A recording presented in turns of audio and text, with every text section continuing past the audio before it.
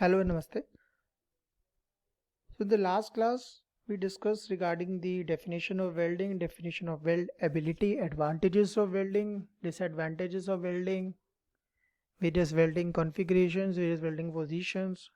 So now again moving further, next is the introduction to the different welding processes. So students, there can be many classification regarding the different in order to show the different welding processes. So I am covering a basic classification in order to cover the different welding processes. So we are having a very wide variety, very wide variety of the different welding processes.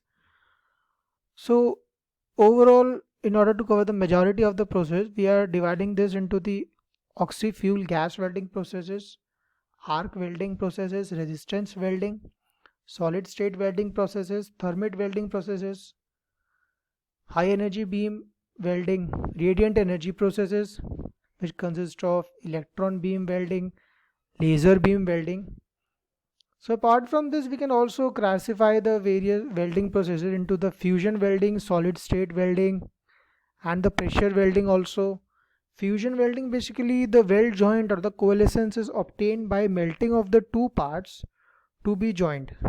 I repeat, the coalescence is obtained by melting of the two parts to be joined. And in case, according to the requirement, we may use the filler material. What are the examples of fusion welding? This includes arc welding, oxy-gas, oxy-fuel welding, gas welding.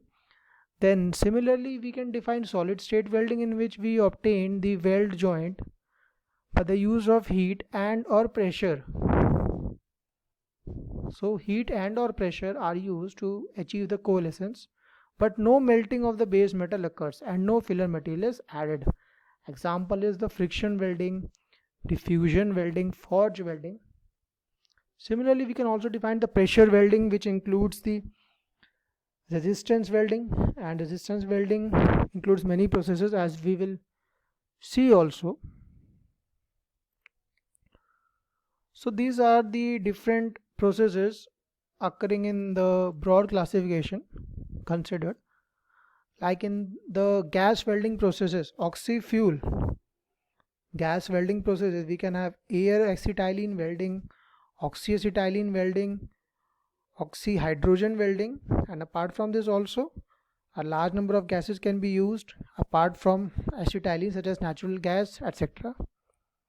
Then in the arc welding processes, we include carbon arc welding, submerged arc welding, gas tungsten arc welding, also called as TIG, tungsten inert gas welding, gas metal arc welding, also called as MIG, metal inert gas welding, plasma arc welding, atomic hydrogen welding, electroslag, stud arc, electro gas welding. Then in the resistance welding, we are having the many processes such as the spot welding, seam welding, projection welding, percussion welding, etc.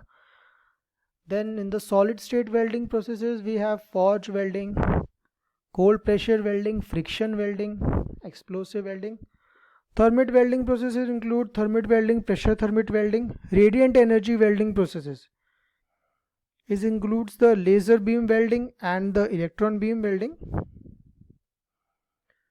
Basically, the laser energy is used in the laser beam, and use of the laser beam to join the two parts, to weld the two parts, that is called as laser beam welding, or otherwise laser beam machining.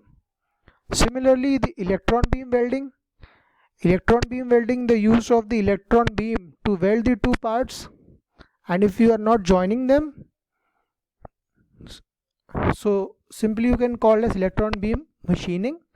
Otherwise, welding by the use of electron beam, that is called as the electron beam welding process. So this is the broad classification of the welding processes.